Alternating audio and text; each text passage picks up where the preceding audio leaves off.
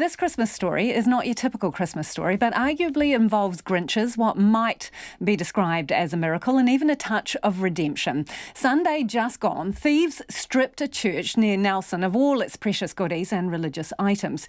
Everything from the sound system to the communion plate and a Gottfried Lindauer painting, leaving chunks of the ceiling hanging down after they even tried to peel the heaters off the wall.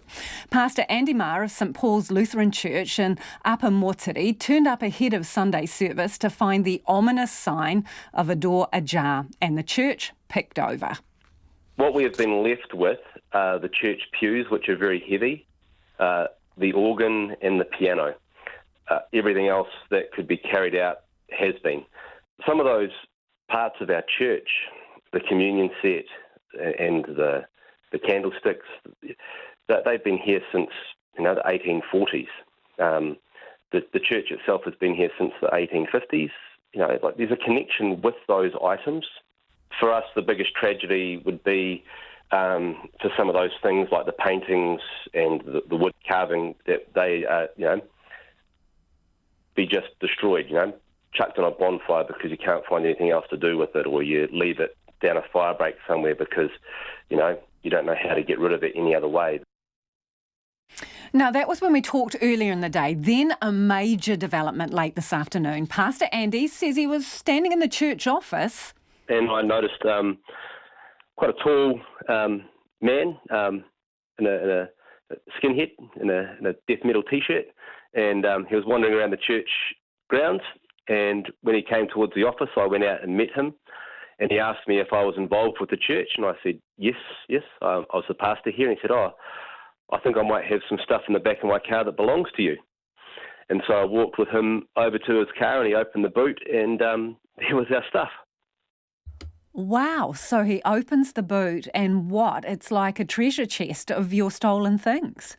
Yeah. Like all the silverware was just stacked in the back of the car, and the sound system was there. The only thing at this stage that I can see that is missing that is really of value to us as a people is the Grand Pizzi carving. But yeah. So just brilliant and blown away. So all the candlesticks, the Lindauer painting, all in the boot of the car. Yep, all the communion chalices and plates and all that stuff is here. The painting doesn't have its frame anymore, but is intact and doesn't look damaged in any way. What did this fella say to you? And what did you say to him when the boot goes up and there's all your goodies? He just shared that a friend of his had a rather wild night on Saturday night and had been picked up when he was hitchhiking home, and ended up by being with the guys who were involved in this theft. That had picked him up, and they then beat him up and left him on the side of the road, basically. But he had a memory of where the things were kept, and the man who came out didn't want his friend to get in trouble with the police, so thought he would go and pick these things up and return them to us. So, tall man, tall story.